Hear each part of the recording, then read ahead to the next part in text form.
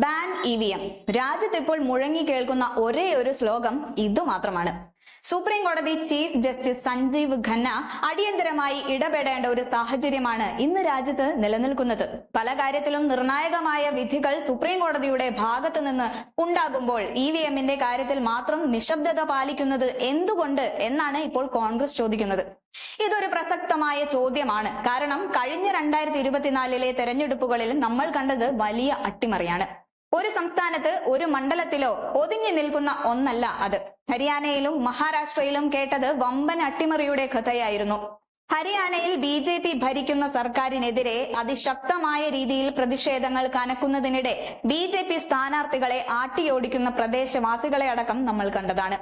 കർഷകരും കായിക താരങ്ങളും ഒരുപോലെ BJP സർക്കാരിനെതിരെ ആഞ്ഞടിക്കുന്ന സമയത്ത് നടന്ന ഒരു തെരഞ്ഞെടുപ്പായിരുന്നു ഹരിയാനയിലേത്. എല്ലാ എക്സിറ്റ് പോൾ ഫലങ്ങളും കൃത്യമായി പറഞ്ഞ് കോൺഗ്രസ് തരംഗമെന്ന്. പക്ഷേ ഫലം എണ്ണി ആദ്യ മണിക്കൂർ കഴിയുമ്പോൾ നമ്മൾ കേട്ടതോ BJP ഭൂരിപക്ഷം നേടിയിരിക്കുന്നു എന്നതാണ്. ആ മണിക്കൂറിൽ തന്നെ കോൺഗ്രസ് നേതാവ് ജയറാം രമേശ് അടക്കം തെരഞ്ഞെടുപ്പ് കമ്മീഷന്റെ രേഖാമൂലം എഴുതി കൊടുത്തു നടന്നത് അട്ടിമറിയാണ് എന്ന്.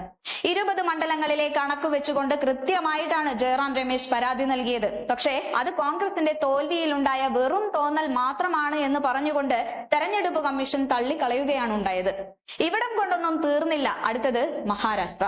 അവിടെയും വമ്പൻ അട്ടിമറിയാണ് നടന്നത്. പക്ഷേ രാജ്യത്തെ രാഷ്ട്രീയ പാർട്ടികൾ മുഴുവനും, അത് കോൺഗ്രസ് മാത്രമല്ല ഇന്ത്യ മുന്നണി അടക്കം എല്ലാവരും തന്നെ EVMൽ അട്ടിമറി നടന്നിട്ടുണ്ട് എന്ന് പറയുമ്പോഴും സുപ്രീം കോടതിയിൽ നിന്നുപോലും ഈ വിഷയത്തിൽ ഒരു നീക്കുപോക്ക് ഇതുവരെ ഉണ്ടായിട്ടില്ല. സ്വാതന്ത്ര്യാനന്തരം രാജ്യം ഭരിച്ച ഒരു വലിയ ദേശീയ പാർട്ടിയായ കോൺഗ്രസ് പറഞ്ഞിട്ട് പോലും സുപ്രീം കോടതി ഈ വിഷയത്തിൽ ഇടപെടാതിരിക്കുമ്പോൾ പുതിയ ചീഫ് ജസ്റ്റിസ് സഞ്ജീവ് ഖന്ന ഉണർന്നു പ്രവർത്തിക്കേണ്ട സമയമായി എന്ന് തന്നെയാണ് പറയാനുള്ളത്. അത് മാത്രവുമല്ല, ഡൽഹിയിലെ തെരഞ്ഞെടുപ്പ്, ബീഹാറിലെ തെരഞ്ഞെടുപ്പ് ഇതെല്ലാം മുൻപിൽ വന്ന് നിൽക്കുന്ന സമയം കൂടിയാണിത്. EVM എന്ന് പറയുന്ന വോട്ടിംഗ് മെഷീനിൽ വോട്ടെണ്ണുന്ന സമയത്ത് എങ്ങനെ 99% ചാർജ് വന്നു എന്ന ചോദ്യത്തിന് ഇതുവരെ ഒരു ഉത്തരമായിട്ടില്ല. അത്തരമൊരു സാഹചര്യത്തിലാണ് കോൺഗ്രസ് രണ്ടും കൽപ്പിച്ച് ബാൻ EVM എന്ന മുദ്രാവാക്യവുമായിട്ട് ജനങ്ങൾക്ക് നടുവിലേക്ക് ഇറങ്ങുന്നത്. ഇനി നേരിയ തോതിൽ BJPക്കാർക്ക് വിജയം നഷ്ടമായി എങ്കിൽ അടുത്തത് BJPക്കാർ ചെയ്യുന്നത് ചാക്കിട്ട് പിടിക്കുക എന്ന ഓപ്പറേഷൻ താമരയാണ്.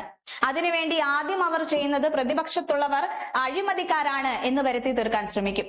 അവിടെ പകർന്ന രാഷ്ട്രീയ നേതാക്കന്മാരെ അവർ ചാക്കിട്ട് പിടിച്ചുകൊണ്ട് അവരുടെ അഴിമതി കഥകളൊക്കെ തേച്ചു മാറ്റുകയും, അഥവാ ഒരു വാഷിംഗ് മെഷീൻ പോലെയാണ് BJP പ്രവർത്തിക്കുന്നത് എന്ന് പ്രിയങ്ക ഗാന്ധി പോലും പറഞ്ഞിട്ടുണ്ട്.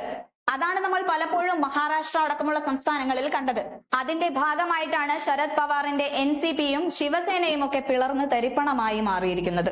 ഇത്തരത്തിൽ ഇന്ത്യൻ രാഷ്ട്രീയത്തിൽ, ഇന്ത്യൻ ജനാധിപത്യത്തിൽ BJPയുടെ കടന്നുകയറ്റം ഉണ്ടായിരിക്കുന്നത് ഭീകരമായ ഒരവസ്ഥയാണ്.